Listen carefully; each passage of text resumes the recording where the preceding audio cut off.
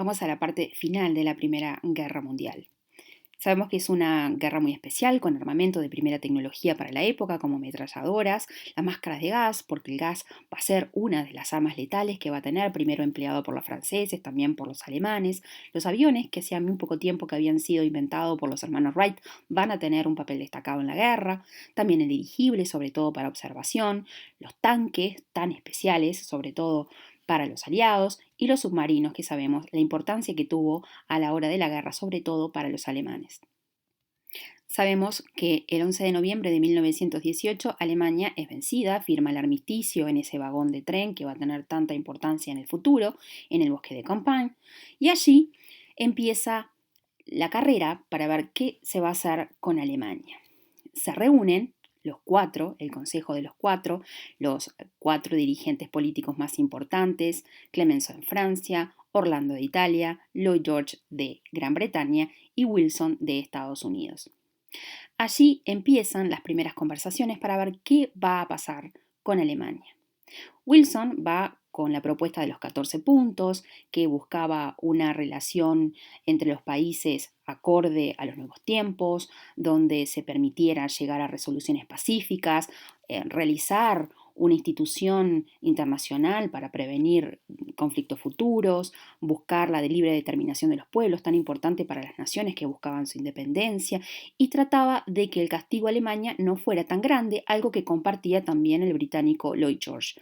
Pero Orlando de Italia, que exigía muchas tierras para compensar su esfuerzo de la guerra, y Georges Clemenceau de Francia, que decía, al ser Francia un país tan perjudicado por esta guerra, quería que fuera Francia especialmente beneficiada por las reparaciones de guerra.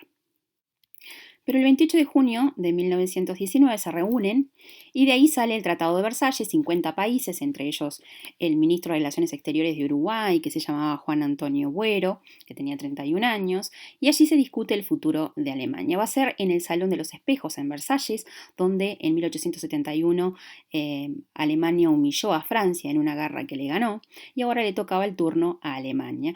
Los vencedores no fueron reconocidos para participar, solamente Alemania se lo invitó de último para saber cuál iba a ser la resolución, y sobre todo molestó este artículo, el 231, donde especificaba que Alemania era la única culpable de la guerra y que por lo tanto, como tal, iba a recibir sanciones.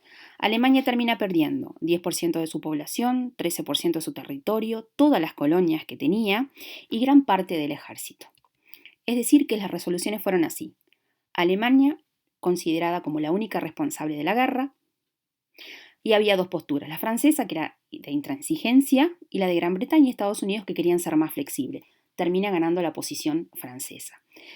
Territorio: Alemania va a perder obviamente a Alsacia y Lorena, que pasan finalmente a Francia. A Bélgica también le va a entregar territorio, y a la zona este también, que van a pasar a Polonia, y sobre todo el reconocer a Danzig, que va a terminar siendo para Polonia, y para que pueda tener salida al Báltico. Va a ser un lugar muy especial de cara a la Segunda Guerra Mundial, y mucho del territorio va a pasar a engrosar a Gran Bretaña y Francia, sobre todo sus colonias.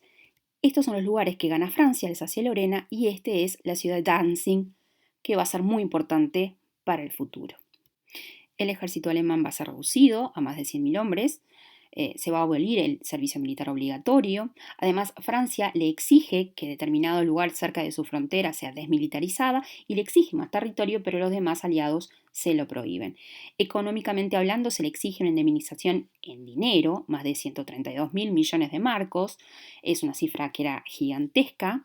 Además, Francia, cuando Alemania no pueda pagar, va a invadir parte de su territorio, y va a ser una de las causas que algunos historiadores dicen de que ayudó a que existiera una segunda guerra mundial. Otra de las resoluciones es la Sociedad de Naciones. Vendría a ser como el inicio de la ONU, su antecesora. ¿Sí? Se inspiró en los 14 puntos de Wilson, que quería una institución donde los países pudieran resolver sus conflictos antes de llegar a una guerra. Iba a tener varios tribunales, como el de la Justicia de la Haya, que ya existía, y su sede va a estar en Ginebra, Suiza, y ese es el edificio que está ahí. por muy buenas intenciones que se tenga, va a ser muy débil porque justamente Estados Unidos, el Congreso le prohíbe que participe porque Estados Unidos se recibe de potencia mundial en esta primera guerra, pero vuelve inmediatamente al aislacionismo, a esconderse de todos los sucesos que pasen en el mundo para tratar de que no les afecte. Por lo tanto, desde el inicio la Sociedad de Naciones va a ser muy débil y va a ser sin duda muy impotente a la hora de prevenir otro conflicto mundial enorme. Las consecuencias principales: hay un cambio en el mapa europeo. Van a finalizar imperios y van a crearse nuevos estados.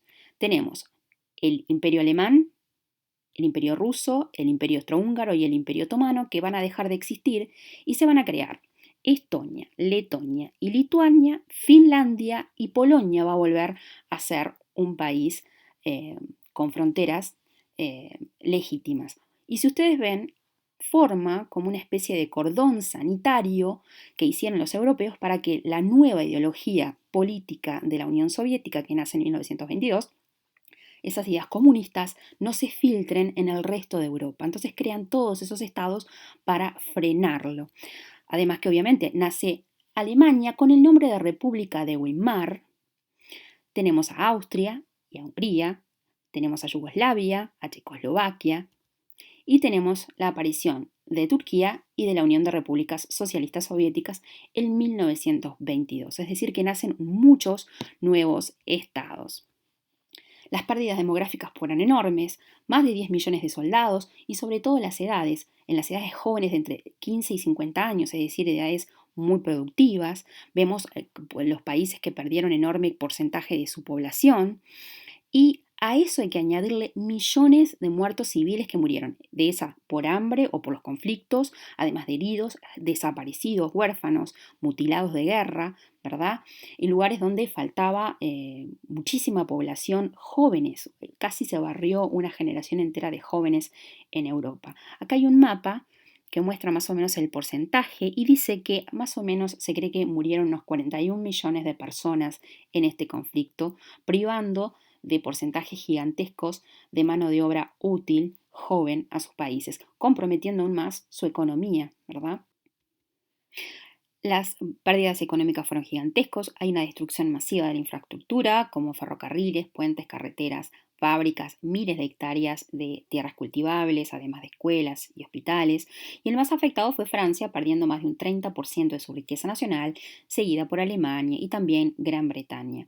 Sin olvidarnos de que el país que más población perdió fue Rusia, aun cuando se terminó la guerra para ellos un año antes del conflicto.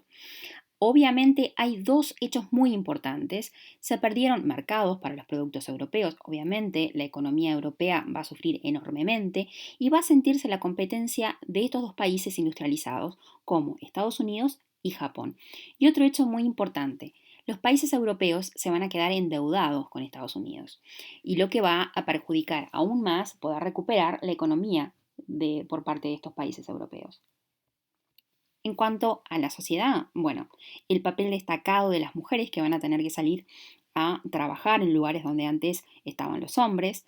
Y otra cosa muy importante es que esos movimientos van a hacer que la mujer exija lugares de trabajo, para educación, votar, ¿verdad? La mujer sufragista va a seguir su campaña para poder votar. Si pueden trabajar como los hombres, también van a poder votar.